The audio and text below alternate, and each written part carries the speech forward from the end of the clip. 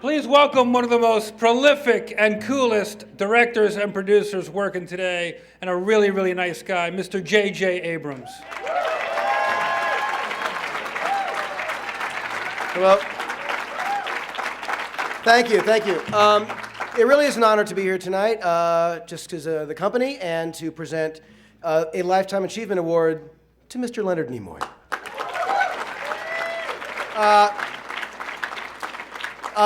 When I was thinking about what to say, the question of, what does it mean to earn one of these, to be bestowed a Lifetime Achievement Award, and you look at the guy's resume. He's got 114, acting credits, and it's like he was on every TV show. He was on more shows than there are shows, and he did everything. And he's a director, an extraordinary director, as you might know, and he's a photographer, an acclaimed photographer, and I got to meet him. I was nervous to meet Leonard Nimoy, and I remember the first time it was Alex Kurtzman and Roberta Orsi and Damon Lindelof and Brian Burke, and the five of us knew that Leonard was coming in, and we were really nervous. And we knew that we had a story that we wanted to tell, and we could not do it without him.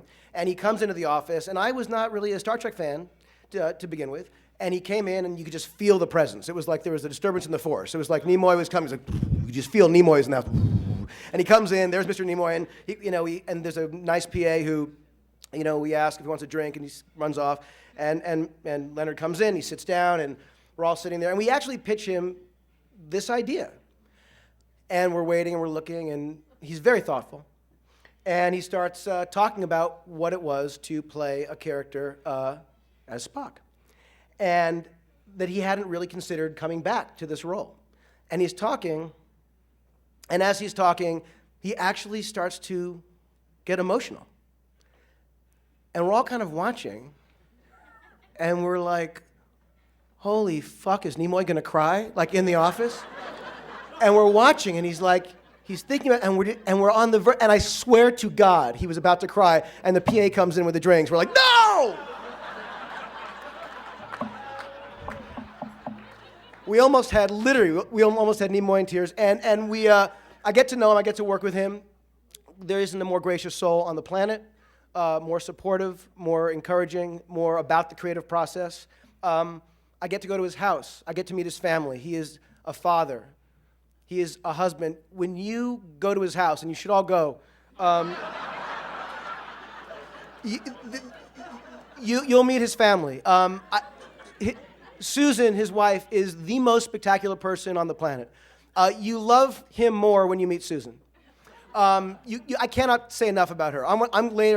We should get another Saturn award to give to. She's unbelievable. And their kids, and they're creative, and his house. There's better artwork in their home than in museums and galleries. I kid you not. It's unbelievable. And what I realized was that the Lifetime Achievement Award, of course, is deserved, but he really has a lifetime of achievement. And I am so honored and lucky to have gotten to know him, to be a friend of his, to have learned from him as I have. And I could not be more grateful. And I know we have a reel to watch, so let's check out a few minutes of Leonard Nimoy.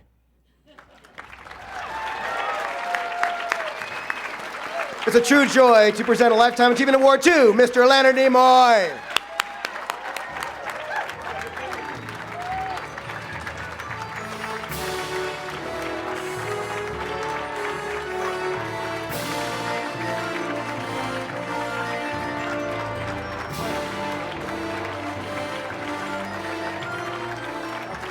Thank you. Thank you very much. Thank you.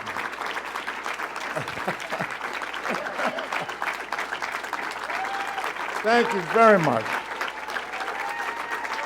Whoa! Thank you.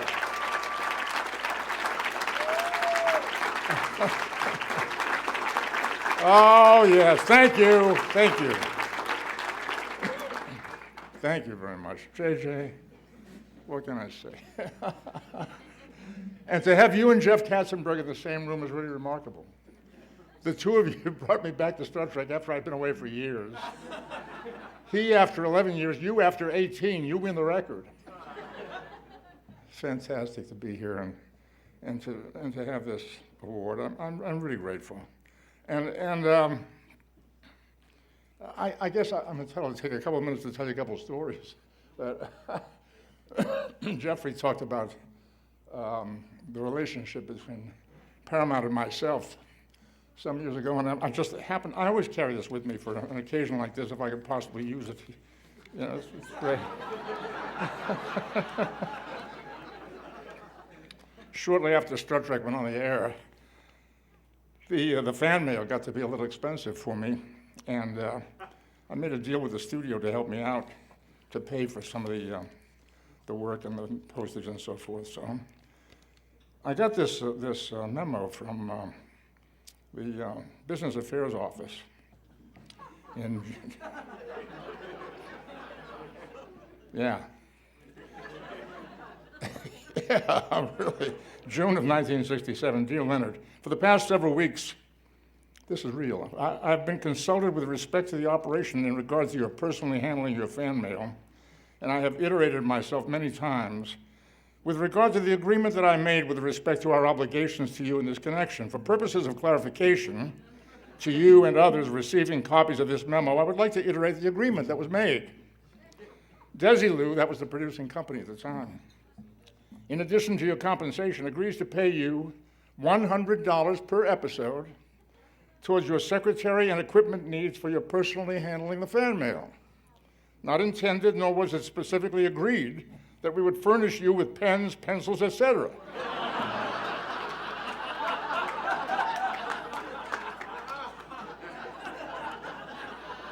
Which we assumed you would furnish yourself.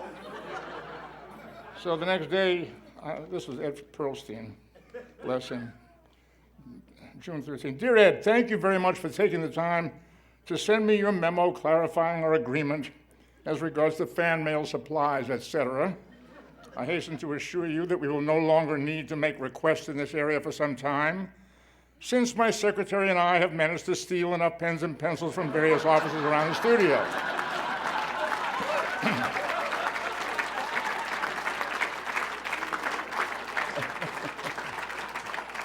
And that was gives you some sense of the relationship I had with the company. When Jeff Katzenberg came to New York and asked me to work in the Star Trek movie, I said, go away. No, he was great. He was great. He listened to my story and my side of the issues, and he went to work and worked it out, and all was well. And we got to do a bunch of movies, and I got to direct a couple and act in 6 of them, and with my friend Bill Shatner. Great, just great. I've been at this genre thing for 60 years. And my very first job, not long after I landed in California, was a science fiction project. I thought this was going to rocket me to stardom, if you'll pardon the pun. It was a great project called Zombies of the Stratosphere. And my only regret was that I was not the chief zombie. I was the second zombie through the door. And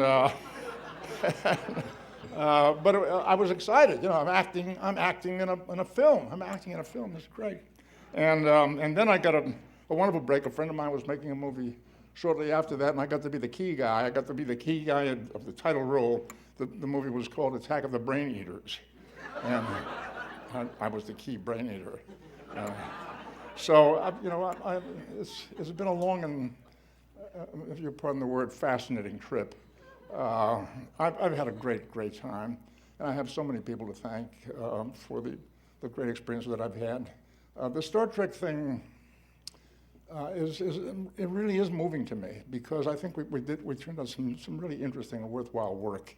We entertain people, we move people, we touch people, and there's hardly a day goes by that somebody doesn't say to me, it had a positive effect on my life, the character or the show or whatever.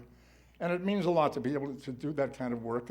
I consider myself blessed that I've had this opportunity to work with the people that I've worked with, the writers I've worked with, people like J.J. and Bob Orsi and Alex Kurtzman.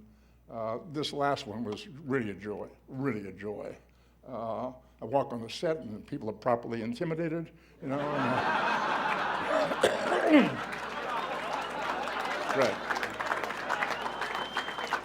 And we had a great time. It was a lot of fun.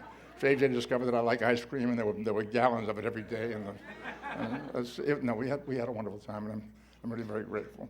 And to the Academy, of course, for this. It means a lot to me to be here and to receive this. I'd like to share with you, before I leave, a piece of writing that sits on the wall right by my desk that I think encapsulates the kind of experiences that we have as people who work in the business that we do in the arts. It goes like this. It says, Edwin Booth heard the solemn whisper of the God of all arts. I shall give you hunger and pain and sleepless nights, also beauty and satisfaction known to few, and glimpses of the heavenly life. None of these shall you have continually, and of their coming and going you shall not be foretold. I think that really wraps it up and sums it up for many of us.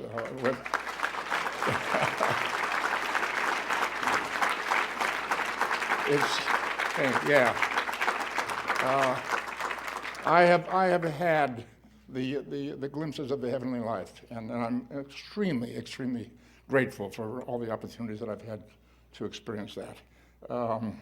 So thanks to all of the people that I've worked with. I'm sorry I hit Bill Shatner. It's a shame to do a thing like that. We're very good friends. We're very good friends. There's a rumor around that he tried to drown me in Star Trek IV. I don't know how these rumors get started. I just don't know. It's amazing. I don't know. And for the lady who saved my life, Susan B. Nimoy, thank you so much. Thanks. Good night. Thank you. Wait a minute. Live long and prosper.